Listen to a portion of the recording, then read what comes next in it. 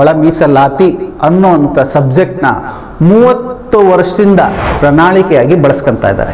ಹೋರಾಟಗಾರರ ಜೀವನಗಳು ಓದುವು, ಜೀವನ ಓದುವ ಒಂದಷ್ಟು ಜನದ್ದು. ಯಾಕೆ ಈ ಒಳ ಮೀಸಲಾತಿ ಜಾರಿಗೆ ಇಷ್ಟೊಂದು ತೊಡಕುಗಳು? ಯಾಕೆ ನಿಮ್ಮಲ್ಲಿ 56% ತರಕ್ಕಾಗಲ್ಲ? ಯಾಕೆ ನಮ್ಮ ದೇಶದೊಳಗಡೆ 69 ಇದೆ, 76% ಇದೆ? ಇವರು ನಾವು ಬಂದಿದ್ದ ತಕ್ಷಣ ನಿಮಗೆ ಅದನ್ನು ಜಾರಿಗೊಳಿಸ್ತೀವಿ ಅಂತೇಳಿ ಇವರು ಅಧಿಕಾರಕ್ಕೆ ಬಂದರು. ಆದರೆ ಯಾವುದೂ ಆಗ್ತಾ ಇಲ್ಲ. ನಮಸ್ಕಾರ ಸ್ನೇಹಿತರೆ, ನಾನು ನಿಮ್ಮ ಶಿವಕುಮಾರ್, ಅಹಿಂದ ನ್ಯೂಸಿಂದ. ಹತ್ತಾರು ಸಮಸ್ಯೆಗಳು, ನೂರಾರು ಯೋಜನೆಗಳು, ಆಲೋಚನೆಗಳ ನಡುವೆ ನಮ್ಮ ರಾಜ್ಯ ಸರ್ಕಾರಕ್ಕೆ ಒಂದು ತಲೆನೋವಾಗಿ ಪರಿಣಮಿಸಿರುವಂತಹ ಈ ಒಳ ಮೀಸಲಾತಿ. ಈ ಒಳ ಮೀಸಲಾತಿ ಯಾಕೆ ಸರ್ಕಾರಕ್ಕೆ ತಲೆನೋವಾಗಿದೆ? ಇದಕ್ಕೆ ಕಾರಣ ಯಾರು? ಜನನಾಯಕರ ಅಥವಾ ಸಮುದಾಯಗಳ ಅಥವಾ ಒಳ ಮೀಸಲಾತಿಗಾಗಿ ಹೋರಾಟ ಮಾಡ್ತಾ ಇರೋಂಥ ನಾಯಕರ? ಈ ಒಳ ಮೀಸಲಾತಿ ಜಾರಿಗೆ ಬರದೇ ಇರೋದಕ್ಕೆ ಯಾರು ಮುಖ್ಯ ಕಾರಣ? ಅಥವಾ ಯಾಕಿದು ಜಾರಿ ಆಗ್ತಾ ಇಲ್ಲ? ಇದೆಲ್ಲದಕ್ಕೂ ಒಂದು ನಮ್ಮ ಅನಿಸಿಕೆ ಮತ್ತು ಅಭಿಪ್ರಾಯನ ಹಂಚ್ಕೊಳ್ಳೋಂಥ ಒಂದು ಸಣ್ಣ ಪ್ರಯತ್ನ. ಈ ಒಳ ಮೀಸಲಾತಿ ಅನ್ನೋದು ನಿನ್ನೆ, ಇವತ್ತು ಅಥವಾ ಹಿಂದಿನ ವರ್ಷದ್ದು ಅಲ್ಲ. ಈ ಒಳ ಮೀಸಲಾತಿ ಅನ್ನೋಂಥ ಸಬ್ಜೆಕ್ಟ್ನ 30 ವರ್ಷದಿಂದ ನಮ್ಮ ಜನನಾಯಕರು ಅವರ ಚುನಾವಣೆಗಳೇ ಪ್ರಣಾಳಿಕೆಯಾಗಿ ಬಳಸ್ಕೊತಾ ಇದ್ದಾರೆ. ಒಬ್ಬರು ಬರ್ತಾರೆ, ನಾವು ಬಂದ ತಕ್ಷಣ ಈ ಒಳ ಮೀಸಲಾತಿ ಜಾರಿಗೆ ತರ್ತೀವಿ. ಇನ್ನೊಬ್ರು ಹೇಳ್ತಾರೆ, ನಾವು ಈಗ ತಂದೇ ಬಿಟ್ವಿ. ಸೊ ಈ ಥರ ತರ್ತಾ ಇದ್ದೀವಿ ಅನ್ನೋದರಲ್ಲೇ ಈ ಒಳ ಮೀಸಲಾತಿ ಹೋರಾಟಕ್ಕೆ ಬರಾಬರಿ 30 ವರ್ಷ ತುಂಬಿದೆ. ಈ 30 ವರ್ಷದಲ್ಲಿ ಕಾನೂನು ಹೋರಾಟಗಾರಗಳಾದವು, ಹೋರಾಟಗಾರರ ಜೀವನಗಳು ಓದುವು, ಜೀವನ ಓದುವ ಒಂದಷ್ಟು ಜನದ್ದು. ಆದ್ರೂ ಈ ಒಳ ಮೀಸಲಾತಿ ಅನ್ನೋದು ಇವತ್ತಿಗೂ ಜಾರಿ ಆಗಿಲ್ಲ. ಆಗುತ್ತೆ ಅನ್ನೋಂಥದ್ರ ಬಗ್ಗೆ ಆ ದೇವರೇ ಬಲ್ಲ. ಆಗುತ್ತೋ ಆಗಲ್ವೋ ಅನ್ನೋದ್ರ ಬಗ್ಗೆ ಯಾರು ಈ ಹೋರಾಟಗಳಲ್ಲಿ ಮುಂಚೂಣಿಯಲ್ಲಿ ಇರುವಂಥ ನಾಯಕರುಗಳಾಗಿರ್ಬೋದು, ಅಥವಾ ಸರ್ಕಾರಗಳಾಗಿರ್ಬೋದು, ಅಥವಾ ಅಧಿಕಾರಿಗಳಾಗಿರ್ಬೋದು, ಅಥವಾ ಈ ಮೀಸಲಾತಿ ಬಂದರೆ ನಮ್ಮ ಜೀವನ ಪಾವನ ಆಗುತ್ತೆ ಅಂತ ಒಂಥರ ಜಾತಕ ಪಕ್ಷಿಗಳ ಥರ ಕಾಯ್ತಾ ಇರೋವಂಥ ಆ ಸಮುದಾಯಗಳ ವಿದ್ಯಾರ್ಥಿಗಳಾಗಿರ್ಬೋದು, ಯಾರಿಗೂ ಒಂದು ಕೊನೆ ಉತ್ತರ ಇದು ಆಗಬಹುದು ಅಥವಾ ಹಿಂಗಾಗುತ್ತೆ ಅನ್ನೋವಂಥದ್ದು ಯಾರು ಇದರಲ್ಲೂ ನಾವು ಹುಡುಕೋದಕ್ಕೂ ಸಾಧ್ಯ ಆಗ್ತಾ ಇಲ್ಲ. ಕಾರಣ ಏನು? ಯಾಕೆ ಈ ಒಳ ಮೀಸಲಾತಿ ಜಾರಿಗೆ ಇಷ್ಟೊಂದು ತೊಡಕುಗಳು? ಯಾರಿಂದ ಆಗ್ತಾ ಇದೆ? ಯಾವ ಥರ ಆಗ್ತಾ ಇದೆ ಅನ್ನೋದನ್ನು ಒಂದಷ್ಟು ವಿಶ್ಲೇಷಣೆ ಮಾಡುವ ಅನ್ನೋದೇ ಈ ಒಂದು ವರದಿಯ ಉದ್ದೇಶ. ಹಿಂದಿನ ಸರ್ಕಾರ, ಮಾನ್ಯ ಮುಖ್ಯಮಂತ್ರಿಗಳಾಗಿದ್ದಂತಹ ಬಸವರಾಜ ಬೊಮ್ಮಾಯಿ ಅವರು 15%ನಿಂದ ಒಳ ಮೀಸಲಾತಿನ 17ಕ್ಕೆ ಮಾಡಿಟ್ರು. ಆದರೆ ಅವರು ಇನ್ನೇನು ಚುನಾವಣೆ ಹತ್ತಿರ ಬರ್ತಾ ಇದೆ ಅನ್ನೋಂಥ ಒಂದು ವ್ಯವಸ್ಥಿತವಾದ, ಅಂದರೆ ನಾವು 15ರಿಂದ 17ಕ್ಕೆ ತಂದಿದ್ದೀವಿ, ನೀವು BJPಗೆ ಓಟ್ ಹಾಕಿ, ಈ SC ST ಒಂದಷ್ಟು ಇದರ ಮುಂದುವರೆದ ಕೆಲವು ಜಾತಿಗಳಿಗೆ. ಆದರೆ ಅದು ಎಕ್ಸಿಕ್ಯೂಷನ್ ಆಗಲಿಲ್ಲ. ಕಾಂಗ್ರೆಸ್ ಅವರು ಹೇಳಿದ್ರು ಚುನಾವಣೆ ಪ್ರಣಾಳಿಕೆಯಲ್ಲಿ, ನಾವು ಅಧಿಕಾರಕ್ಕೆ ಬಂದ ತಕ್ಷಣ ಈ ಒಳ ಮೀಸಲಾತಿನ ಜಾರಿಗೆ ತರ್ತೀವಿ ಅಂತ. ಅದನ್ನು ನಂಬಿಕೊಂಡು ಈ SC ST ಎಡಗೈ ಬಲಗೈ ಅಂತ ನಾವೇನು ಹೇಳ್ತೀವೋ ಅವ್ರುಗಳೆಲ್ಲನೂ ಒಂದು 63% ಓಟನ್ನು ಕಾಂಗ್ರೆಸ್ಗೆ ಹಾಕಿದ್ರು, ಇಲ್ಲೇ ಸರ್ಕಾರ ಕೊಟ್ಟಿರುವಂಥ ಅಂಕಿಅಂಶಗಳ ಪ್ರಕಾರ. ಆದ್ರೂ ಜಾರಿ ಆಗಲಿಲ್ಲ ಇವತ್ತಿಗೂ ಸಹ. ಏನಿದ್ರ ಉದ್ದೇಶ ಏನು?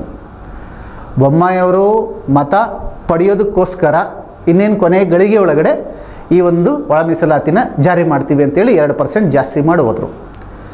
ಇವರು ನಾವು ಬಂದಿದ್ದ ತಕ್ಷಣ ನಿಮಗೆ ಅದನ್ನು ಜಾರಿಗೊಳಿಸ್ತೀವಿ ಅಂತೇಳಿ ಇವರು ಅಧಿಕಾರಕ್ಕೆ ಬಂದರು. ಆದರೆ ಯಾವುದೂ ಆಗ್ತಾಯಿಲ್ಲ. ಕಾರಣ ಏನಿರ್ಬೋದು? ಕಾರಣ ಸುಪ್ರೀಂ ಕೋರ್ಟ್ ಒಂದು ಆರ್ಡ್ರ್ ಹೇಳಿದೆ, ಹೈಕೋರ್ಟಲ್ಲಿ ಒಂದು 3 ರಿಟ್ ಪಿಟಿಷನ್ಸ್ ಇದೆ. ಈ ಥರದ್ದು ಅಂದರೆ ಕಾನೂನು ತೊಡಕುಗಳು ಇದೆ ಈ ಮೀಸಲಾತಿ ಜಾರಿಗೊಳಿಸೋದಕ್ಕೆ.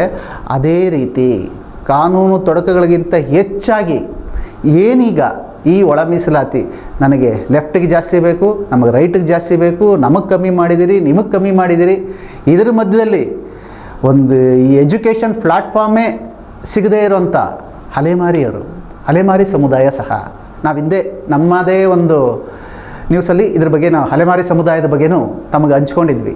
ಅವರು ಸಹ ಹೋರಾಟ ಆದರೂ ಅವರ ಹೋರಾಟದಲ್ಲಿ 1% ಅವರು ಗಿಟ್ಟಿಸ್ಕೊಂಡಿದ್ದಾರೆ. ಆದರೆ ಇಲ್ಲಿ ಯಾರು ಎಷ್ಟು ಪರ್ಸೆಂಟ್ ಗಿಟ್ಟಿಸ್ಕೊಂಡ್ರು ಅನ್ನೋದಕ್ಕಿಂತ ಹೆಚ್ಚಾಗಿ ಇವತ್ತಿದು ಜಾರಿ ಆಗ್ತಾ ಇದೆಯಾ? ಇಲ್ಲಿ ಮೇಜರ್ ಸಮಸ್ಯೆ, ಈಗ ಮೊನ್ನೆ ಮುಖ್ಯಮಂತ್ರಿಗಳು ಸಿದ್ದರಾಮಯ್ಯ ಅವರು ಒಂದು ಇದನ್ನು ಮಾಡಿದ್ರು, ನೀವು ಈ ಸಮುದಾಯಗಳು ಎಡ ಮತ್ತು ಬಲ, ನಿಮ್ಮ ಶಾಸಕರು ನಿಮ್ಮ ಮಿನಿಸ್ಟ್ರುಗಳು ಎಲ್ಲ ಕೂತ್ಕೊಂಡು ಒಂದು ವರದಿ ತಗೊಂಡು ಬನ್ನಿ, ಅದನ್ನು ನಾವು ಯಥಾವತ್ತು ಜಾರಿ ಮಾಡ್ತೀವಿ ಅಂದರು.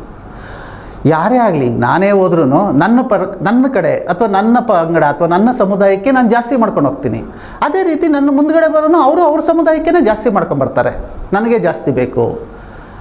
ಈ ಥರ ಮಾಡೋದಕ್ಕಿಂತ ಎಲ್ಲ ಸಮುದಾಯಗಳ ಶಾಸಕರಾಗಿರ್ಬೋದು, ಮಂತ್ರಿಗಳಾಗಿರ್ಬೋದು, ಹೋರಾಟಗಾರರಾಗಿರ್ಬೋದು, ಈ ಒಳ ಮೀಸಲಾತಿನ ಜಾರಿಗೆ ತರಲೇಬೇಕು ಅಂತ ಪಾಪ ಮನೆ ಮಠ ಬಿಟ್ಟು ಜಿಲ್ಲಾ ತಾಲೂಕುಗಳಲ್ಲೆಲ್ಲ ಹಲಿತಾ ಕೂತ್ಕೊಂಡಿರೋಂಥ ಹೋರಾಟಗಾರರನ್ನ ಎಲ್ಲರನ್ನೂ ಕರೆಸಿ ಒಂದು ಮೀಟಿಂಗ್ ಮಾಡಿ, ಇದರೊಳಗಡೆ ನಾವು ಯಾರಿಗೂ ಅನ್ಯಾಯವಾಗದ ಸಮಬಾಳು ಸಮಪಾಲು ಧ್ಯೇಯದಿಂದ ಇರುವಂಥ ನಮ್ಮ ಮುಖ್ಯಮಂತ್ರಿಗಳು ಆ ಥರದ್ದು ಮೀಟಿಂಗ್ ಮಾಡಲೇ ಇಲ್ಲ ಇಲ್ಲಿವರೆಗೂ. ಯಾಕೆ ಮಾಡೋಕ್ಕಾಗಲಿಲ್ಲ? ಇದ್ರ ಜೊತೆಗೆ ಕಾನೂನೊಳಗಡೆ ಈ 3 ರಿಟ್ ಪಿಟಿಷನ್ಸ್ ಹಾಕಿದ್ದಾರೆ ಹೈಕೋರ್ಟಲ್ಲಿ, ಯಾಕೆ ಅದಕ್ಕೊಂದು ಅಬ್ಜೆಕ್ಷನ್ ಹಾಕಿಲ್ಲ ಇಲ್ಲಿವರೆಗೂ ಸರ್ಕಾರ? ಸುಪ್ರೀಂ ಕೋರ್ಟ್ ಆರ್ಡರ್ ಆಗಿ 2 ವರ್ಷ ತುಂಬ್ತಾ ಇದೆ, ಆದ್ರೂ ನಾವು ಈ ಥರದ್ರ ಮೇಲೆ ನಾವು ಈ ಅಂಕಿಅಂಶಗಳು ನಮ್ಮಲ್ಲಿವೆ. ಈಗ ನ್ಯಾಯಮೂರ್ತಿ ನಾಗಮೋಹನ್ ದಾಸ್ ಅವರ ವರದಿನ ಈ ಥರ ಅಂಕಿಅಂಶಗಳ ಪ್ರಕಾರದೊಳಗಡೆ ನಾವು ಮಾಡಿದ್ದೀವಿ, ನಮ್ಮ ಹತ್ರ ಈ ದಾಖಲೆ ಇದೆ, ಆ ಕಾರಣಕ್ಕೆ ನಾವು ಒಳ ಮೀಸಲಾತಿನ ಈ ವಿಷಯದಲ್ಲಿ ಜಾರಿಗೆ ತರ್ತಾ ಇದ್ದೀವಿ. ನಿಮ್ಮಲ್ಲಿ 56% ತರೋಕ್ಕಾಗಲ್ಲ. ಯಾಕೆ? ನಮ್ಮ ದೇಶದೊಳಗಡೆ 69 ಇದೆ, 76% ಇದೆ. ಇದೇ ನಮ್ಮ ಪಕ್ಕದ ರಾಜ್ಯ ತಮಿಳುನಾಡಿಗವರು 69% ನಮಗೆ ಮೀಸಲಾತಿ ಇದೆ. ನಮ್ಮಲ್ಲಿ ಯಾಕೆ 56% ತರೋಕ್ಕಾಗ್ತಾ ಇಲ್ಲ ಅಂತ ಅಂದರೆ ಅದನ್ನು ತರೋಂಥ ತಾಕತ್ತು ನಮ್ಮ ಆಳ್ತಾ ಇರುವಂಥ ನಾಯಕರಿಗೆ ಇಲ್ಲ ಅಂತಲೇ ಹೇಳ್ಬೋದು. ಪ್ರತಿ ಸಮಸ್ಯೆಗೂ ಪರಿಹಾರ ಅನ್ನೋಂಥದ್ದಿದೆ, ಆದರೆ ಆ ಪರಿಹಾರಗಳನ್ನು ಹುಡುಕೊಳ್ಳೋದ್ರಲ್ಲಿ ಸರ್ಕಾರಗಳು ಇವತ್ತು ಹೆಡಬ್ತಾ ಇವೆ. ಮಾನ್ಯ ಸಮಾಜ ಕಲ್ಯಾಣ ಇಲಾಖೆ ಸಚಿವರಾದಂತಹ ಡಾಕ್ಟರ್ ಎಚ್ ಸಿ ಮಹದೇವಪ್ಪ ಅವರು ಈ ಒಳ ಮೀಸಲಾತಿ, ಯಾಕೆಂದರೆ ಅವರ ಸುಪ್ಪತ್ತಿಗೆ ಅವರ ಇಲಾಖೆ ಅಡಿಯಲ್ಲಿ ಬರುವಂಥದ್ದು ಇದು ಈ ಒಳ ಮೀಸಲಾತಿ. ಅವರು ಎಲ್ಲ ಸಮುದಾಯಗಳು ಇದರ ಅಡಿಯಲ್ಲಿ ಬರುವಂಥವ್ರು ಎಲ್ಲರನ್ನೂ ಕರೆದು ಕುಂದಿರಿಸಿ ಒಂದು ನಿರ್ದಿಷ್ಟವಾದ ಮತ್ತು ಬಲಿಷ್ಠವಾದಂಥ ಒಂದು ತೀರ್ಮಾನ ತಗೊಳ್ಳೋದ್ರಲ್ಲಿ ಎಲ್ಲೋ ಮಹದೇವಪ್ಪ ಸೋತರು ಅಂತಲೇ ಹೇಳ್ಬೋದು. ಇವತ್ತಿಗೂ ಪ್ರಯತ್ನಗಳು ನಿಂತಿಲ್ಲ. ಕೆ ಎಚ್ ಮುನಿಯಪ್ಪ ಅವರು, ಆರ್ ವಿ ತಿಮ್ಮಾಪುರು ಅವರು ನಮ್ಮದೇ ಆಗಬೇಕು, ಅವರೊಂದು ಪಂಗಡ ಮಾಡ್ಕೊಂಡು ಹೋಗ್ತಾರೆ, ಅವ್ರ ಮುಖ್ಯಮಂತ್ರಿಗೆ ಒಂದು ಪ್ರಪೋಸಲ್ ಕೊಡ್ತಾರೆ, ಇವರೊಂದು ಸಂಘ ಮಾಡ್ಕೊಂಡು ಹೋಗ್ತಾರೆ, ಇವರೊಂದು ಮುಖ್ಯಮಂತ್ರಿ ಪ್ರಪೋಸಲ್ ಕೊಡ್ತಾರೆ. ಇದು ಎಲ್ಲದರ ನಡುವೆ ಇದೆಲ್ಲನೂ ಪಕ್ಕಕ್ಕಿಟ್ಟು ಎಲ್ಲರೂ ಒಂದಾಗಿ ನಾವು ಅಂದರೆ ಇಲ್ಲಿ ಬರೋಂಥ ಪರ್ಸೆಂಟೇಜ್ ವೈಸ್ ಅವರು ಯಾರು ಜಾಸ್ತಿ ಇದ್ದಾರೆ, ಯಾರು ಕಮ್ಮಿ ಇದ್ದಾರೆ, ಯಾರು ನಿರ್ಗತಿಕರಿದ್ದಾರೆ ಅನ್ನೋಂಥದ್ದೇ ಈ ಎಲ್ಲರೂ ಈ ಒಳ ಮೀಸಲಾತಿನ ಹಂಚ್ಕೊಂಡು ತಿನ್ನಬೇಕಾಗಿರೋಂಥ ಈ ಒಂದು ನಾಯಕರುಗಳು ಇವತ್ತು ತಮಗೆ ಪಾಲು ಜಾಸ್ತಿ ಬೇಕು ಅನ್ನೋಂಥ ಹೋರಾಟ ಮಾಡ್ತಾ ಇದ್ದಾರಲ್ಲ, ಇದರಿಂದ ಈ ಒಳ ಮೀಸಲಾತಿ ಜಾರಿಗೆ ತಡ ಆಗ್ತಾ ಇದೆ. ಒಂದು 20-25 ವರ್ಷದ ಹಿಂದಕ್ಕೆ ಹೋದರೆ, ಅಂದರೆ ಉದಾಹರಣೆಗೆ 1978 ಹಿಂದಕ್ಕೆ ಹೋದರೆ ಆವಾಗ ಇದ್ದಿದ್ದು ಒಂದು 7-8 ಜಾತಿಗಳು, ಇನ್ನು ಉಳಿಕೆವೆಲ್ಲ ಬೇರೆ ಇದರಲ್ಲಿ ಅಕಾಮಿಡೇಷನ್ ಆಗಿದ್ದು ಅಂಥದ್ದು.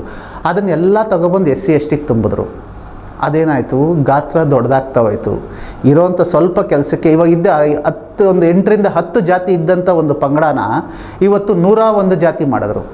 10 ಜನ ತಿನ್ನೋದನ್ನ 101 ಜನಕ್ಕೆ ಹಂಚಕೊಂಡವ್ರೆ. ಅಂದರೆ ಅದನ್ನು ಸರ್ಕಾರ ನ್ಯಾಯಯುತವಾಗಿ ಸುಪ್ರೀಂ ಕೋರ್ಟಿಗೆ ತಲುಪಿಸಿ, ನೋಡಿ ಈ ಥರ ಹಿಂಗಿತ್ತು, 78ರ ನಂತರ ಹಿಂಗಾಯಿತು ಅನ್ನೋಂಥ ಮಾಹಿತಿಗಳನ್ನ ಈಗ ಉದಾಹರಣೆಗೆ ಹೇಳ್ಬೋದು ಅಂತಂದರೆ, ನಾಗಮೋಹನ್ ದಾಸ್ ಅವರ ವರದಿ ಯಥಾವತ್ತಾಗಿ ಸರ್ಕಾರ ಜಾರಿ ಮಾಡದೇ ಇರೋದಕ್ಕೆ ಸಮಸ್ಯೆ ಆದರೂ ಏನಾಗಿತ್ತು? ಅವರು ವಿಂಗಡಿಸಿದರು ABCDE ಅಂತ, ಅವರು 5 ವಿಭಾಗಗಳಾಗಿ ಮಾಡಿದರು. ಆದರೆ ಸರ್ಕಾರ ಸಚಿವ ಸಂಪುಟದಲ್ಲಿ ABC ಅಂತ ಮಾಡ್ತು. ಹಂಗಾರೆ ಇನ್ನು ಉಳಿಕೆವು ಏನಾದರೂ ಅವರು ABC ಆದರೆ DE ಏನಾದರೂ ಅದನ್ನು ಒಂದು ಪಂಗಡ ಅಂತ ಮಾಡಿದ್ರು, ಲೆಫ್ಟು ರೈಟು ಸೆಂಟ್ರು ಅಂತ ಮಾಡಿದ್ರು. ಇದೆಲ್ಲ ಮಾಡೋ ಬದಲು ರಾಮಮೋಹನ್ ದಾಸ್ ಅವರ ವರದಿಯನ್ನು ಯಥಾವತ್ ಜಾರಿ ಮಾಡಿದ್ರೂ ಈ ಸಮಸ್ಯೆ ಆಲ್ರೆಡಿ ನಮ್ಮಲ್ಲಿ ಸಾಲ್ವ್ ಆಗ್ತಾಯಿತ್ತು. ಆದರೆ ಆಗಲಿಲ್ಲ. ಕಾರಣ ಇಷ್ಟೇ, ಒಳಗಡೆ ಇರೋಂಥ ನಾಯಕರುಗಳಿಂದ ಈ ಒಳ ಮೀಸಲಾತಿ ಇವತ್ತು ಜಾರಿಗೆ ಬರದೇ ಇರೋದಕ್ಕೆ ಕಾರಣವೇ ನಮ್ಮ ರಾಜ್ಯವನ್ನು ಆಳುತ್ತಿರುವ ನಾಯಕರುಗಳು. ಎಡಗೈಯವರು ನಮಗೆ ಜಾಸ್ತಿ, ಬಲಗೈಯವರು ನಮಗೆ ಜಾಸ್ತಿ, ನೀವಿಬ್ಬರು ಜಾಸ್ತಿ ತಗೊಂಡ್ರೆ ನಿಮ್ಮಿಂದ ಇರೋರು ಏನು ತಿನ್ನಬೇಕು? ಒಂದು ತಾಯಿಯ ಕರುಣೆ ಥರ. ಅಂದರೆ ಎಲ್ಲ ಕೆಳಗಡೆ ಅಂದರೆ ಈ SC ST ಈ ಅಸ್ಪೃಶ್ಯರು ಇವರೆಲ್ಲರನ್ನು, ಲಂಬಾಣಿ, ಅಲೆಮಾರಿಗಳು, ಕೊರಚ, ಕೊರ್ಮ, ಒಡ್ರು, ಬರೀ ನೀವು ಎಡ ಮತ್ತು ಬಲ ಇವರಿಬ್ಬರೇ ಯೋಚನೆ ಮಾಡಿಬಿಟ್ರೆ ನಿಮ್ಮ ಹಿಂದೆ ಇರೋರನ್ನ ಯಾರು ಯೋಚನೆ ಮಾಡ್ತಾರೆ? ನಾವು ಮುಂದೆ ಹೋಗ್ತಾ ಅವ್ರನ್ನೂ ನಮ್ಮ ಜೊತೆಲಿ ಕರ್ಕೊಂಬರುವ, ನಮ್ಮ ಜೊತೆ ಸರಿಸಮಾನವಾಗಿ ನಿಲ್ಲಿಸ್ಕೊಳ್ಳುವ ಅನ್ನೋಂಥ ನಾಯಕರ ಕೊರತೆಯಿಂದ ಈ ಒಳ ಮೀಸಲಾತಿ ಇವತ್ತು ಜಾರಿ ಆಗ್ತಾ ಇಲ್ಲ. ಇನ್ನೊಂದು ಹೇಳ್ಬೋದು ಸ್ನೇಹಿತರೆ, ಈ ಒಳ ಮೀಸಲಾತಿ ಅನ್ನೋಂಥದ್ದು ಈ ಜನಾನುರಾಗಿ ಮತ್ತು ಯಾವುದೇ ಜಾತಿ ಧರ್ಮಗಳಿಗೆ ಅವಕಾಶ ಕೊಡದೆ ನನ್ನದೊಂದು ಉದ್ದೇಶ ಎಲ್ಲ ಜನಕ್ಕಾಗಿ, ನನ್ನ ಅಹಿಂದಕ್ಕಾಗಿ ಅಂತ ಹೇಳ್ತಾ ಇರೋಂಥ ಸಿದ್ದರಾಮಯ್ಯ ಅವರ ಕೈಯಿಂದ ಏನಾದರೂ ಈ ಒಳ ಮೀಸಲಾತಿ ಜಾರಿ ಮಾಡೋಕ್ಕಾಗಲಿಲ್ಲ ಅಂದರೆ ಮುಂದೆ ಈ ಒಳ ಮೀಸಲಾತಿ ಜಾರಿಯಾಗುತ್ತೆ ಅನ್ನುವಂಥದ್ದು ನಿಜಕ್ಕೂ ನಂಬಕ್ಕೆ ಆಗದೇ ಇರೋಂಥ ಸತ್ಯ. ಸಿದ್ದರಾಮಯ್ಯ ಅವ್ರ ಕೈಯಲ್ಲೇ ಆಗಲಿಲ್ಲ ಇದರ ಜಾರಿನ ಅಂತ ಅಂದಾಗ ಬೇರೆ ಮುಂಬರುವ ಯಾವುದೇ ನಾಯಕರುಗಳಿಗೆ ಈ ಕೆಳಮಟ್ಟದ ಅಂದರೆ ಕೆಳ ಪಂಗಡಗಳ ಈ ಎಲ್ಲಿ ನಾವು ಮುಟ್ಟಿಸ್ಕೊಳ್ದೇ ಇದ್ರು ಅನ್ನೋಂಥ ಪಂಗಡಗಳಿಗೆ ನ್ಯಾಯ ಸಿಗುತ್ತೆ ಅನ್ನೋಂಥದ್ದು ನಿಜಕ್ಕೂ ನಂಬಕ್ಕಾಗದೇ ಇರೋಂಥ ಸತ್ಯನೇ ಅಂತಲೇ ಹೇಳ್ಬೋದು. ಅಂಥ ಸಿದ್ದರಾಮಯ್ಯ ಇವತ್ತು ಒಳ ಮೀಸಲಾತಿ ಜಾರಿ ಮಾಡೋದ್ರ ಬಗ್ಗೆ ಒಂದು ಅದ್ಭುತವಾದ ಮತ್ತು ದೃಢ ಸಂಕಲ್ಪದೊಂದಿಗೆ ಒಂದು ನಿರ್ಧಾರ ತಗೊಳ್ಳೇಬೇಕಾಗಿರೋಂಥ ಪರಿಸ್ಥಿತಿ ಇದೆ. ಈಗ ನಿಮ್ಮ ಕೈಲಿ 17 ಆಗಲಿಲ್ಲ, ಆದರೆ 15% ತೊಗೊತೀನಿ ಅಂದ್ರಿ. ಆ 15%ಅಲ್ಲೂ ಒಂದಷ್ಟು ಗೊಂದಲಗಳು. ಅದರ ಬದಲು ಎಲ್ಲ ಸಮುದಾಯದ ಎಲ್ಲ ನಾಯಕರು, ಎಲ್ಲ ಶಾಸಕರು, ಎಲ್ಲ ಮಂತ್ರಿಗಳನ್ನ ಕುಂದಿರಿಸಿ ಒಂದು ಈಗ ಪ್ರೆಸೆಂಟು ಇರುವಂಥ ಒಬ್ಬ ನ್ಯಾಯಾಧೀಶರದು ಇನ್ನೊಂದು ಕಮಿಟಿ ಮಾಡಿ ಈ ಎಲ್ರಿಗೂ ನ್ಯಾಯ ಒದಗಿಸ್ಬೇಕು, ಯಾರಿಗೂ ಅನ್ಯಾಯ ಆಗಬಾರ್ದು, ಯಾರೋ ಒಬ್ಬರಿಗೋಸ್ಕರ ಈ ಒಳ ಮೀಸಲಾತಿ, ಯಾವುದೋ ಒಂದು ಪಂಗಡದಿಂದ ಈ ಒಳ ಮೀಸಲಾತಿ ವಿಷಯ ಸತ್ತೋಗಬಾರ್ದು, ಇದಕ್ಕೊಂದು ಜೀವ ತುಂಬಬೇಕು. ಮತ್ತು ನೀವು ಈ ಒಳ ಮೀಸಲಾತಿಗೆ ಜೀವ ತುಂಬೋದ್ರಿಂದ ನೂರಾರು, ಸಾವಿರಾರು, ಲಕ್ಷಾಂತರ ಜನ ಇದನ್ನು ನಿಮ್ಮನ್ನು ನೆನೆಸ್ಕೊಂತಾರೆ. ಆ ಒಂದು ದೃಢ ಸಂಕಲ್ಪ ಇಟ್ಟುಕೊಂಡು ತಾವು ದಯವಿಟ್ಟು ಈ ಒಳ ಮೀಸಲಾತಿ ಜಾರಿಗೆ ಇರುವಂತಹ ಕಾನೂನು ತೊಡಕುಗಳು ಮತ್ತು ಜನಾಭಿಪ್ರಾಯಗಳು ಹಾಗೂ ನಿಮ್ಮ ಸ್ವಂತ ನೀವೇನು ಅನ್ಕೊಂಡಿದ್ದೀರಿ, ನಾನು ಸರ್ವೇ ಜನೋ ಸುಖಿನೋ ಭವಂತು ಅಂತ ನಾವು ಹೇಳ್ಕೊಂಡು ನಾವು ಆ ಕಲ್ಪನೆ ಮೇಲೆ ನಿಂತಿದ್ದೀವಿ ಅಂತ ಹೇಳ್ತಿರಲ್ಲ, ಎಲ್ಲ ಜನಾಂಗದ ಇವರಿಗೆ ಇದಕ್ಕೊಂದು ಪರಿಹಾರ ಅನ್ನೋದನ್ನು ಮಾನ್ಯ ಸಿದ್ದರಾಮಯ್ಯ ಅವರು ಕಂಡುಕೊಳ್ತಾರೆ ಅನ್ನೋ ಭರವಸೆಯೊಂದಿಗೆ. ಹಾಗೂ ಈ ಒಳ ಮೀಸಲಾತಿ ಅವಶ್ಯಕತೆ ಇರಲಿಲ್ಲ ಒಂದು ಟೈಮಲ್ಲಿ. ಮೀಸಲಾತಿ ಅನ್ನುವಂಥದ್ದೇನಿತ್ತೋ ಮೀಸಲಾತಿ ಒಳಗಡೆ ಮತ್ತೊಂದು ಒಳ ಮೀಸಲಾತಿ ಬಂತು. ಆ ಮೀಸಲಾತಿನೇ ಕರೆಕ್ಟಾಗಿ ಜಾರಿ ಮಾಡಿದಿದ್ದರೆ ನಮ್ಮ ಸರ್ಕಾರಗಳು ಇವತ್ತು ಒಳ ಮೀಸಲಾತಿಗೋಸ್ಕರ ಅಂಗಲಾಚುವಂಥ ಪರಿಸ್ಥಿತಿ ಈ ಸಮುದಾಯಗಳಿಗೆ ಬರ್ತಾ ಇರಲಿಲ್ಲ. ಮೀಸಲಾತಿನೇ ಕರೆಕ್ಟಾಗಿ ಜಾರಿ ಮಾಡಲಿಲ್ಲ ನಮ್ಮ ಸರ್ಕಾರಗಳು. ಇನ್ನು ಈ ಒಳ ಮೀಸಲಾತಿನ ಯಾವ ಮಟ್ಟಕ್ಕೆ ಜಾರಿ ಮಾಡ್ತಾರೆ ಅನ್ನೋವಂಥದ್ದು ನಿಜಕ್ಕೂ ಕಗ್ಗಂಟಾಗೆ ಇದೊಂಥರ ಪರಿಹಾರ ಆಗುತ್ತೋ ಅಥವಾ ಪರಿಹಾರ ಆಗಲ್ವೋ ಅನ್ನೋಂಥ ಒಂದು, ಪರಿಹಾರ ಮಾಡಿದ್ರೆ ಒಂಥರ ಸಮಸ್ಯೆ, ಪರಿಹಾರ ಆಗದೇ ಇದ್ದರೆ ಇನ್ನೊಂಥರ ಸಮಸ್ಯೆ. ಆದರೆ ನಮ್ಮ ಜನನಾಯಕರು ಇವತ್ತು ಒಂದು ಅದ್ಭುತವಾದ, ಅಂದರೆ ಜಾಣ ಕುರುಡು ಅಂತಲೇ ಹೇಳ್ಬೋದು. ಸಮಸ್ಯೆ ಬಗ್ಗೆ ಕೆಲವು ಹಿಂದೆಯಿಂದ ನಾವು ನೋಡ್ಕೊತ ಬಂದಿದ್ದೀವಿ. ಕೆಲವು ನಾಯಕರುಗಳು ಒಂದು ಸಮಸ್ಯೆನ ಸಾಲ್ವ್ ಮಾಡಿಬಿಟ್ರೆ ಆ ಸಮುದಾಯ ಬರಲ್ಲ ನಮ್ಮ ಹತ್ರ, ಅದು ಒಂಥರ ಸ್ವತಂತ್ರ ಆಗೋಗ್ಬಿಡುತ್ತೆ, ಅವ್ರ ದಾರಿ ಅವ್ರು ನೋಡ್ಕೊತಾರೆ. ಯಾವತ್ತೂ ಜನನಾಯಕರುಗಳು ಅಂದರೆ ಈ ಪೊಲಿಟಿಷಿಯನ್ಸ್ ಏನು ಮಾಡ್ತಾರೆ, ಒಂದು ಸಮಸ್ಯೆನ ಇಟ್ಕೊಂಡೇ ಆ ಸಮಸ್ಯೆಯಿಂದನೇ ಅವರ ನೂರಾರು ಕೆಲಸಗಳು ಆಗ್ತಾ ಇರಬೇಕು. ಆದರೆ ಸಮಸ್ಯೆ ನಾವು ಮಾಡ್ತೀವಿ ಅಂತ ಹೇಳಿ ಸಮಸ್ಯೆನೂ ಜೀವಂತವಾಗಿರಬೇಕು. ಅವರನ್ನು ನಾಯಕರುಗಳು ಅವ್ರನ್ನ ವೋಟ್ ಬ್ಯಾಂಕ್ ಆಗಿ ಪರಿವರ್ತನೆಯೂ ಮಾಡ್ಕೊತಾ ಇರಬೇಕು. ಈ ಥರದಲ್ಲಿ ಆಗದೆ ಇದಕ್ಕೊಂದು ಶಾಶ್ವತ ಪರಿಹಾರ ಮತ್ತು ಕಾನೂನಾತ್ಮಕವಾಗಿ ಮತ್ತು ಸಾರ್ವಜನಿಕವಾಗಿ ಎಲ್ಲರೂ ಮೆಚ್ಚುವಂತಹ ಒಂದು ಒಳ ಮೀಸಲಾತಿ ಜಾರಿಯಾಗಲಿ ಅನ್ನೋದೇ ನಮ್ಮ ಅಹಿಂದ ನ್ಯೂಸಿನ ಆಶಯ. ನಮಸ್ಕಾರ ಸ್ನೇಹಿತರೆ.